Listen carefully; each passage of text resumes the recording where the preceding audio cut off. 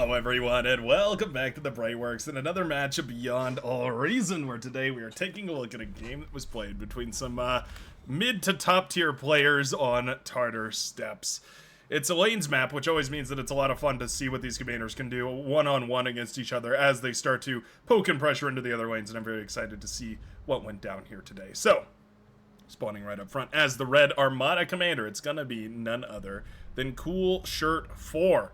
Yeah, Cool Shirt 4, coming in from the CRD clan here, who is making a large appearance in this game. We have plenty of CRD fans as well as DME, so we've got two different factions on the red team here, gonna be showing us what they've got. Now, we do also, on the other hand, on the blue team, have some CRD players as well, but our blue team leader, spawning as the blue Cortex commander, it's gonna be none other than Reed Sweet. Yeah, Reed Sweet. It's a name that I think is still kosher to say on YouTube as long as I say it in the untranslated version. So it will be none other than Reed Sweet here as the Blue Cortex Commander, going to go ahead and go into a couple of those bots on the top side here of this map. Now, this map is always fun because whenever you have a map like this where you have lanes, essentially you can see that it's a one-to-one between these commanders. Hold on, I'm just going to draw them out here. 8 individual lanes between all these commanders, right? So you have a lane per commander. And all these different lanes have different advantages and different amounts of metal on them. These ones over here on the northern side have geos. These on the southern side have a little bit more metal. All this different stuff. But one of the interesting things is, for instance, if we start to compare like the colors and the ratio of OS here, you can see that we've got 38 OS, the red commander, going up against the purple commander here, clocking in at 21. We've got the 40 OS blue team leader going up against the 26 OS orange commander on the northern side here. So we've got a fairly balanced match, I would say. Like, these are relatively the same skill level between the purple and the orange commander, and then we have relatively the same skill level between Cool Shirt 4 and Reed Sweet. So it means that we're in for a more balanced game, not necessarily one of those yin-yang matches where, say, for instance, one team wins this side, the other team wins this side, and then it's kind of this race down the middle to see who can knock out the enemy backline first. We're going to have a little bit more of a stalemate down the center, so we might get to see some opportunities here for players like Chicken Dinner, maybe Rick Trico. It looks like, who is that? Fourth Stage, as well as maybe OSK or Twilight the Cat, maybe Elvarian, going to show us what they've got. Might be the deciding factors here. And one of the other interesting things is we take this higher perspective, zoomed down onto the low ground here, watch some blitzes go to work against one of these grunts on the other side of the field. One of the things to keep in mind is also that sometimes you can get away with harassing your opponent's lane, or your teammate's opponent's lane. Yeah, that's the way to say that. But essentially, whenever your teammate is, well, you know, distracting the opponent's army on the front line here. I'm fumbling all my hotkeys. There we go. Whenever they're distracting the enemy's army on the front line, sometimes it means you can sneak in with a couple of blitzes or other fast assault units into the enemy's backline and try and get a little bit of damage. Looks like these ones won't find very much value. They get shut down eventually. But at the very least, we do now know who we're going up against. We've got purple and lavender on the southern side going to be defending the blue teams. Yeah, southern flanks here. Now, we do have another blitz come across the map right now. Semb is, or Kemb or Semb, I'm not entirely sure. The purple commander here does have a bunch of grunts available, but it looks like we do not have radar. Yeah, no radar available right now. Ooh, just barely caught a glimpse of that blitz, but I think that really is all it takes. Wow, that was a really lucky catch right there. If the purple commander had missed that blitz, I think it might have been able to get into the backline and find these metal extractors, but it won't be the case. It ends up trading out pretty inefficiently here. The grunts managed to shut it down. All right.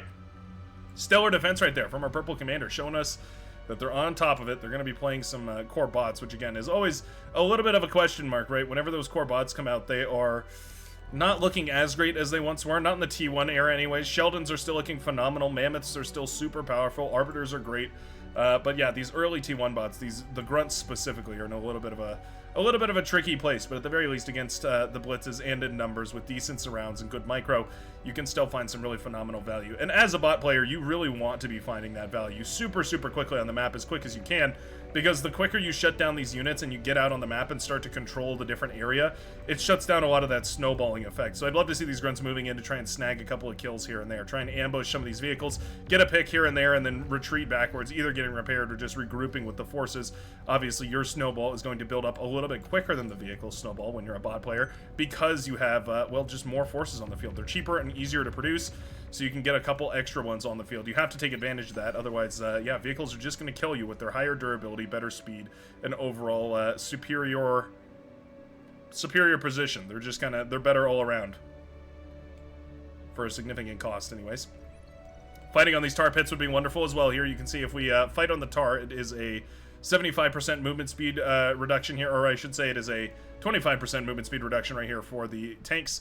It is a 15% movement speed reduction for the bots. So in other words, bots move at 85% speed, vehicles move at 75% speed. So it does give you an opportunity here, right? If tanks are crossing through the tar, it means that you can get on top of them with the vehicle or with the bots a little bit easier than you normally would be able to, because they're going to be, relatively speaking, a little bit faster. Looks like some pawns trying to get aggressive here. I'm going to find a blitz over on this side. I love to see it. LLT, yeah, I don't know if pushing into there is quite worth it. That LLT is going to be pretty good for the defense. You can see wants those missile trucks. Boom goes the Janus, though. Does connect with 3 of those. And yeah, the Marine Commander is forced to pull back right here. 4th stage does not get the opportunity that I think they were hoping for. A couple of rascals on the field, not going to be nearly enough to stop this wave of pawns marching forward right here from Murid, as well from the DME clan.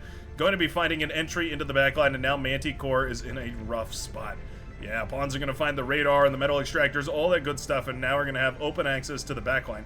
Once you've cracked your enemy's defenses like this, you have sort of 2 options, right?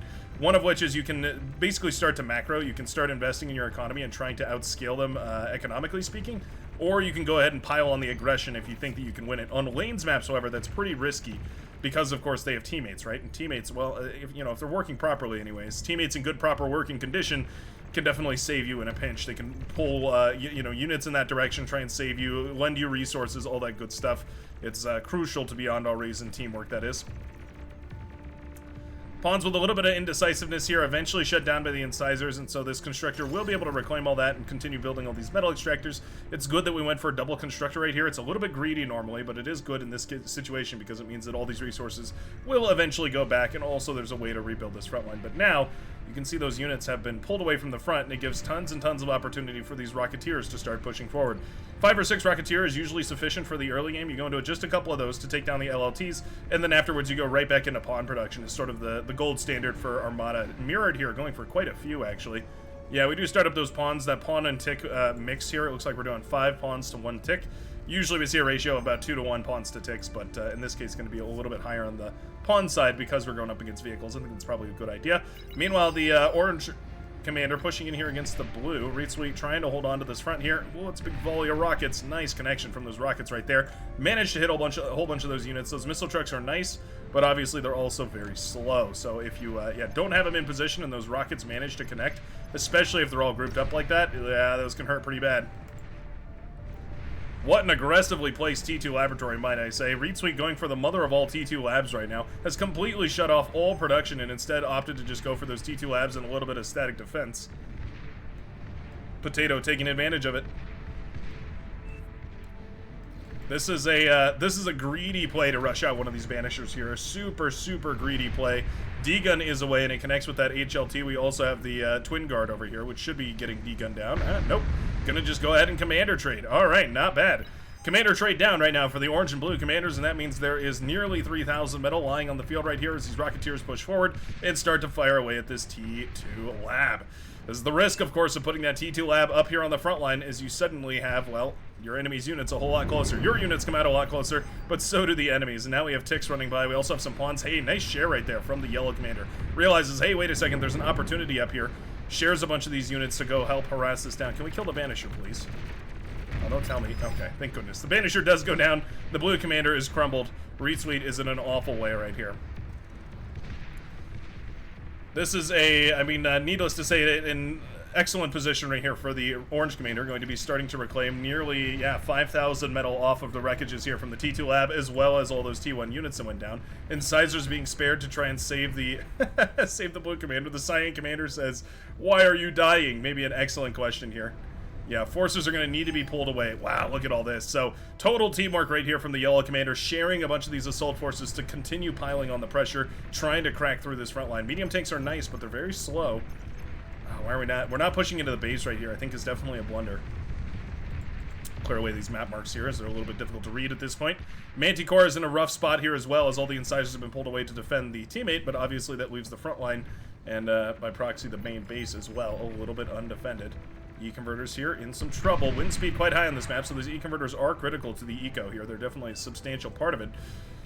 And now we have all the metal already reclaimed right now by the Orange Commander, who's gone readily into T2. A frontline T2 lab has been set up here. We've got the advanced solars coming up to stimulate that energy production as well, make sure that we have enough at all times, even when the wind speed does die down. And now we have T2 sprinters coming out on the field. Sprinters effectively just a pawn, but faster and does more damage. Kind of wonderful in that sense. I mean, the pawn is in a great spot as it is right now. The sprinter is just a better version of the pawn. I don't mind it at all. They also have decent range, which is quite nice. They can actually kite against some of these units, like the tanks and whatnot. In the weirdest way, the sprinter is really good against medium tanks specifically because they can kite around the plasma projectiles, and they have a really hard time, the tanks that is, hitting the actual sprinters. But all right, the crack has been revealed. The gap in the armor has been discovered here, and now suddenly with the yeah, the blue team leader in a really rough spot here as the sprinters push forward right now. LLT is set up. Wind turbine is blocking it though. Unfortunate positioning on that wind turbine. Sprinters in the back line. Eventually going to be cleaned up by the grunts right here. Sprinters not very armor plated, right? They're very, very thin.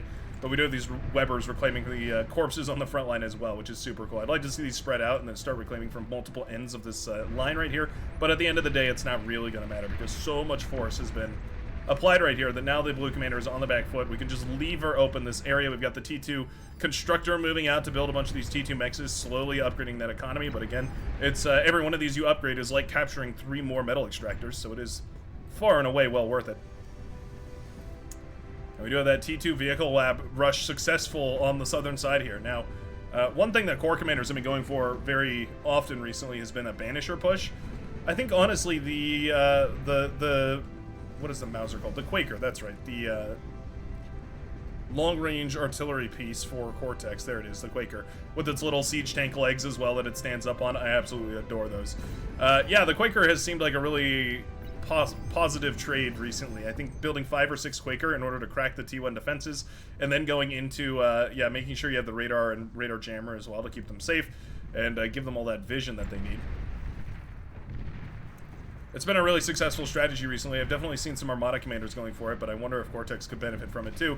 Those Banishers received their buff recently, so they're also looking very nice, but certainly, suffice it to say, quite expensive to get those out on the field. It's 1,000 metal apiece. They're great for sniping big single targets, but they're kind of a specialized unit in that respect. You don't really want to use them in a way like you would, for instance, the medium tanks or the Quakers. You really want to use them to kill really single high target value units. Like, trying to think of examples here. Things like bulls or mammoths or sumos. Anything with a lot of HP. Centurion here going down as the hounds are firing away, shelling away at those meatball boys on the front lines. We've got a load of grunts right here. It's surprising that we're not going into more welders. Welders are kind of the gold standard for dealing with these spams of units. 5 or 6 welder would shut down basically this entire army, I do believe. Hounds are going to have a much harder time of it, especially since they lost their Gauss projectile weaponry. This would be an excellent use case for it, where they'd connect against these faster moving targets much more easily. Hiding in the tar here is so nice, though. Yeah, using that tar as an advantage to make sure that none of these units feel comfortable pushing forward here. There we go. The welder production does start up now that those T2 mexes are well and away secured, and we're starting to upgrade that metal infrastructure here. So it only takes about 30 seconds per mex in order to upgrade them. Whole load of medium tanks available on the front line here. And yeah, again, we're going for these banishers. But they are so expensive. So super expensive to get those out on the front line. Looks like we do have an agitator that was set up here. We also have some starlights rolling out on the front lines here.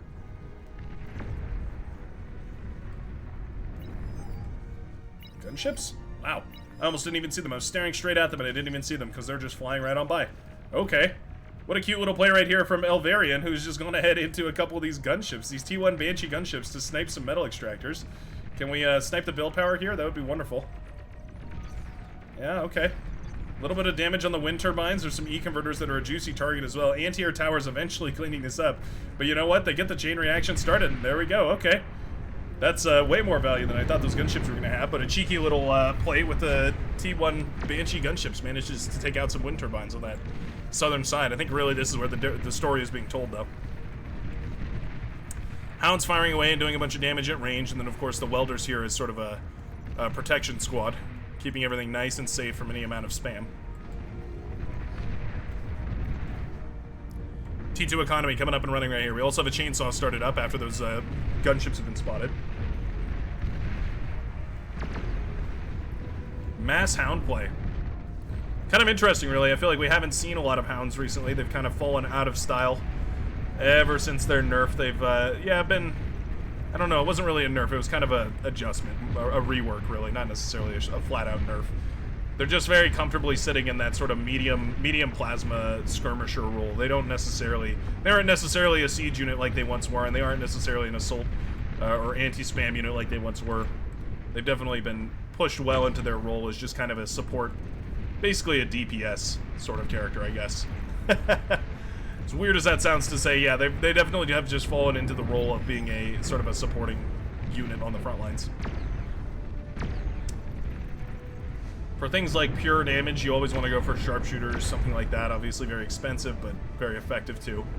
And then for something like, well, for instance, if you need cheap firepower on the front line, Mauser are going to be your solution here. As we can see, blasting away a whole bunch of these. Starlight's being used much better here for the Brown Commander, though, being given the scouting information, going to be able to laser away at some of these. A little bit better here. Hamoud loves you. Oh. In trouble. Yeah, those commanders don't take too many hits to kill. Hound's firing away right now. The Weber on the front, reclaiming as well. I love the inclusion of a couple of these Webers. It doesn't take a lot for these Webers to get some serious value. Only costing 250 metal and reclaiming about, I think it's about 80 metal per second from a lot of these wreckages. Means they only have to reclaim for a couple of seconds before they found their value. Yeah, they're very, very effective on the front line. They also have quite a lot of HP, much more than, for instance, like a Resbot. A decoy. Wow. Okay. Well, that's an interesting play right here. The Orange Commander going for some decoy commanders. Maybe trying to feign a little bit of aggression here to try and bait this army into trying to kill the commander. Obviously, if you can put one of these decoy commanders on the front, what you can do is try and trick the enemy into thinking, hey, if I kill that commander, it'll blow up this whole army. It'll be a huge value. And then all of a sudden, the decoy turns into a bunch of confetti. And you've effectively put your army in a terrible position, gambling it all on the commander. I've seen it happen once, but only once. It's a very high level play. It's a big brain play for sure. Fat Boy waddling its way out as well. Definitely just a way to drop metal. The Fat Boy is kind of, you know, in my mind, the Fat Boy is what you do when you have enough metal to be a little bit wasteful, because they're so hard to get into the fight and be really effective. Against T1 in this capacity, Reed Suite has basically no way to get to T2 at this point. No T2 con was ever handed over. We do have a T2 lab being built right now by the Green Commander, now that a bunch of these riot tanks have been set up here. But yeah, without anything like T2 constructors to upgrade the metal extractors here, there's really no way to pull back up into T2 again. So really all the Blue Commander can do is spam out these units for vision and hope that it's enough. Riot tanks are going to be pretty good against all these units moving forward, but the Hounds are there to try and shut those down before they can kill all the pawns that are looking for value here. Oh, so much friendly fire, though. Yikes. There goes that Fat Boy. Lobbing projectiles across the map. Meanwhile, my goodness, the T2 have pulled the trigger. The Red Commander without T2 of their own. The pink, well, forces moving slowly but surely down there. Banishers firing away into the distance, though, and the red base is Kaputska. Nothing left here for the Red Commander. T2 mexes are falling left, right, and center. The laboratory about to fall as well. And just like that, the entire southern side has collapsed. Well, I was completely wrong in my prediction. This has ended up being a little bit of a yin-yang. The Blue Commander Reed Suite holding out. Well, manages to get on top of those hounds here. I've been worried about this entire time. Seeing these without a welder escort at any time always makes me a little bit nervous. Luckily, some of those good old-fashioned pawns do manage to make it in, and those will be quite good for dealing with this actual base. The Fat Boy firing away as well. Finding whatever value that it can. We have a Salamander tank as well as an LLT firing away at it. Actually doing a good amount of damage. Way more value than I think they were supposed to do against the Fat Boy. Oh, doesn't get the self-D. I like the idea. Doesn't manage to pull off the self-D. We've got, man, so many of these. We've got decoy commanders. What are we doing with the decoy comms? We've got decoy commanders up here. I have no idea what these are for. We've got the yellow commander actually going down. That's a real commander going down right there. Are these used as, like... What was the... I don't know what the idea was with these decoy commanders. Maybe hoping to, like, capture or something, or just a distraction tool? I'm really unsure. Maybe a misclick? What do you have to click to cue a decoy commander? You have to hit B and then A. Huh. really entirely unsure what you're supposed to do with all that, but there we go. The red comm was still a couple of metal extractors and some blitzes, but basically nothing else. The purple commander, in a rough way. These lightning tanks aren't firing because, well, there's no energy production here for the red commander. Green Sweet's team calls it. The brown comm has managed to push through this front line. Those starlights are so unstoppable when they've got the proper escort, and my goodness, they've done it. Despite the southern side crumbling here, it just wasn't quite enough in time. I think the aggression early on, and especially eating up that T2 lab, was well worth it. It's why I always emphasize getting any kind of reclaim out there to eat up the spoils of war is what actually wins the game, and I think there's nothing better to showcase it than what we've seen here today. Thanks a ton for watching. If you did enjoy, please feel free to take a moment to subscribe and like the video as well. It helps propagate through the Etherverse out into the universe and make Bar an even bigger and better game. I'm always super thrilled to meet new people that are joining the community, and I hope to see you again in the very next game of Beyond No Reason. Peace out, everybody.